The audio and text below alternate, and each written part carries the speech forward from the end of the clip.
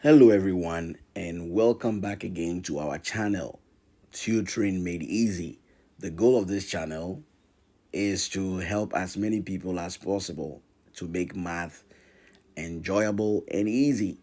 Yes, we want to grow this channel so that people that are scared of mathematics or they're not happy about math, they'll be encouraged to take many math classes or to enjoy taking math. Yes. If this is your first time joining our channel or you've been watching our videos but haven't had a chance to subscribe to this channel, please again do us a favor by subscribing to our channel. This way, our channel will be able to grow to serve as many people as possible. If you are currently a subscriber, we want to really appreciate your help and your support because it's through your support that this channel is growing. And I know others are also going to jump on board to help it grow exponentially. Exponentially. So we are grateful. But I hope each and every one of you is doing great. I hope you're all doing well. Yes, I hope you're doing well. But today we are going to look at functions. We're going to treat an entire topic. We're going to look at functions. We're going to introduce functions as a topic. Remember, we did equations. And equations, we said we have linear equations, and we also have polynomial equations where we have quadratics, cubic functions, and cubic equations, and equations that have of a higher degree term. So let me quickly indicate that. Remember, I said we had equations, and with the equations, we said we had linear equations, and we said they are of the form y is equal to a plus bx. How do we know? The degree here is 1. That's how come we know the term x has a degree of 1. The power is 1.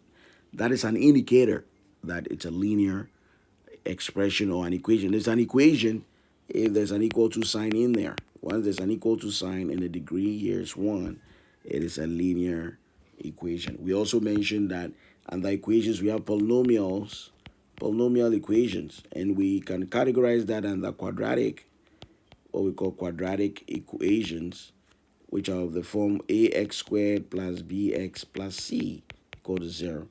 Tells us that it's a quadratic equation. How do we know it's an equation? Because of this equal to sign, and because the degree on the x term is squared, or is 2 to the power of 2. That means it's a quadratic.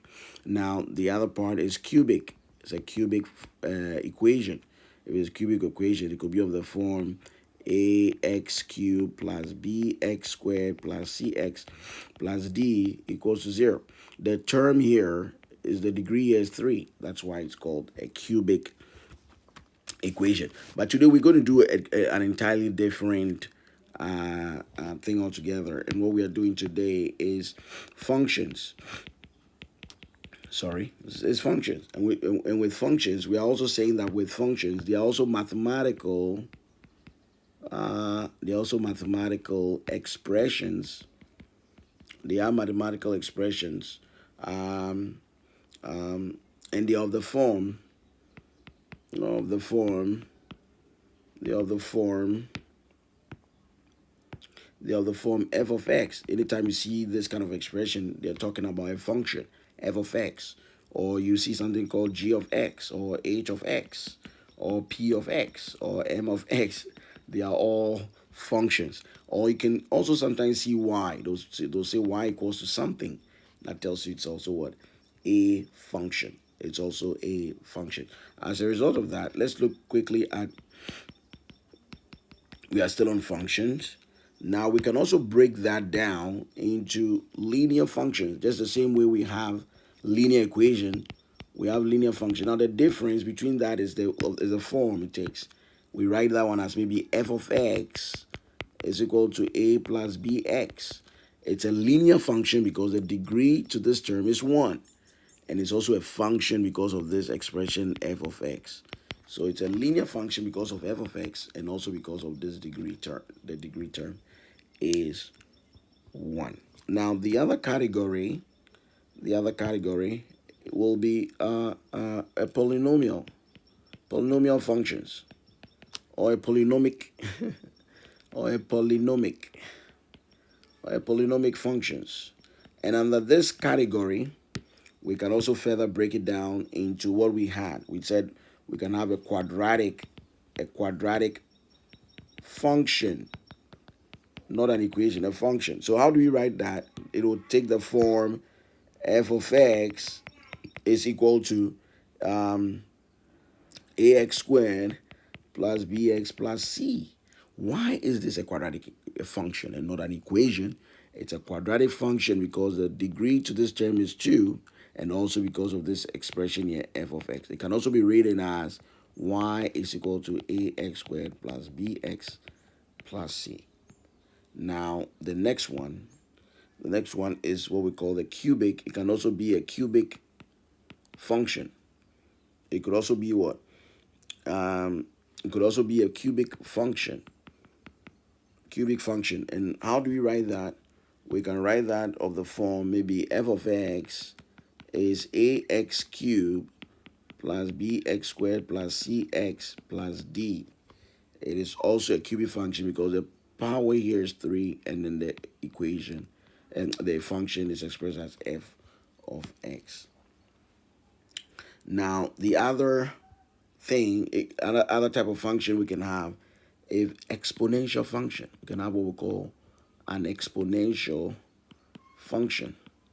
And this exponential function can be written as maybe y is equal to a e to the power nx, or it can be written as f of x is equal to 8 multiplied by e to the power nx. It tells us that it's an exponential function.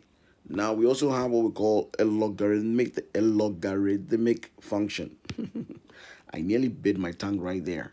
I didn't take my time, I guess. So we have what we call a logarithmic function. A logarithmic function.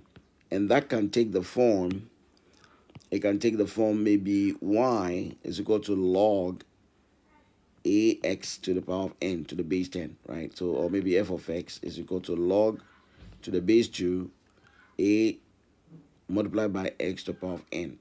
And then the last one we can probably mention could be the trigonometric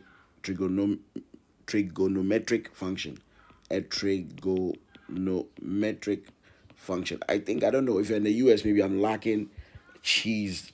I need to put some cheese in my mouth to maybe get me the to be able to pronounce the words. Probably if you're in Africa, maybe I need to get some okra or something to make my tongue be able to pronounce the words. But the last one is the trigonometric. It's a trigonometric function, and it can be expressed as maybe y is equal to sine x, or maybe f of x is equal to cot x. It tells you this is what a trigonometric function. Now, let's see how they sometimes look like. If you take like a linear function on a coordinate axis, you have this is your x and this is your y. You can have a line like this that shows that it's a linear equation, or we can have something like that. It's a linear equation. It's a straight line. Usually they have a straight line. They have the straight line. With the quadratic, it will be a little different. With a quadratic, if you draw this, you might have something like this. You might have a curve like that. You might have a curve like that, like a valley, like that. It tells you that you're looking at a quadratic function. Sometimes you can have it upside down like that. Okay. With a cubic function, you're going to have something like this. Maybe something like this. Gives you like a cubic function. And then with the exponential function, you're going to have, with exponential function, you're going to have something, I think, like this, like an exponential function.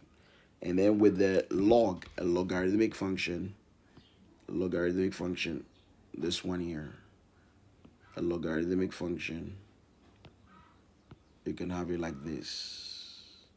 It's a logarithmic function. That tells you you're looking at a logarithmic function. With the trig functions, each of these have a way they are drawn. So these are the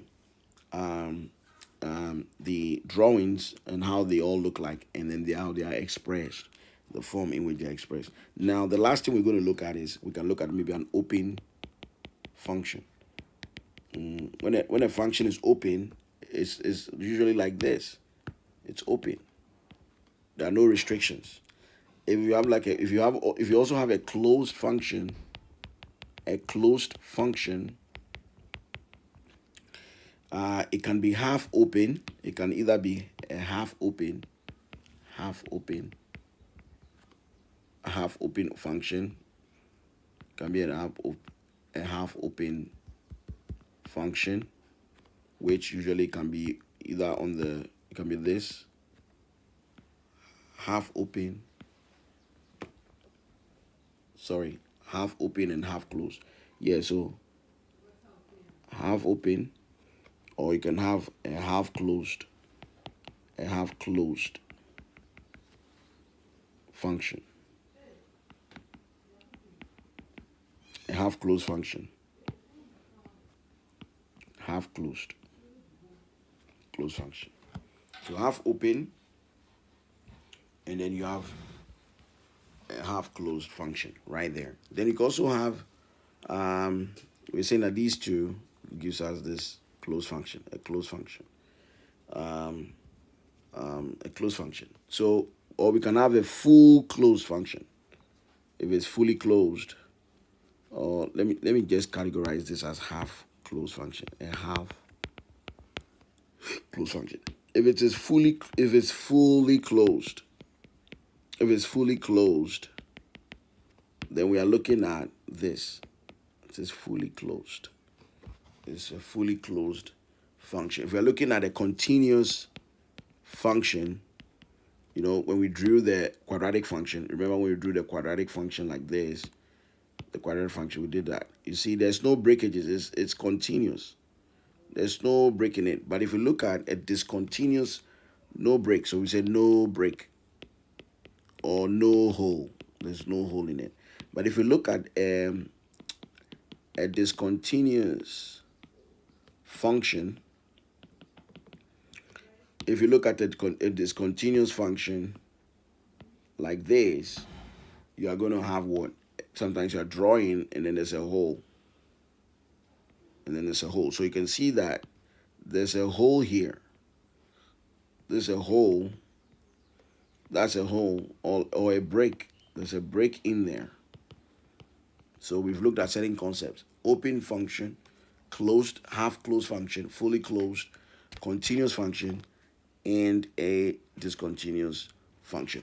Okay, I think we'll end here, but I want to thank our current subscribers for helping grow this channel. And if it's your first time getting in contact with this channel, Tutoring Made Easy, the goal is to make math easy and enjoyable, and to grow the channel to help people who are always scared of math, and they'll be encouraged taking math classes. If you have been watching our videos, we also want to thank you. But if you haven't subscribed, please do. If you have a specific math topic you want us to share, kindly drop it in the comment section below, and we will be more than willing to take on that math topic for you, to your benefit. All right. So I want us to end here. We'll come again another time. Take care and bye.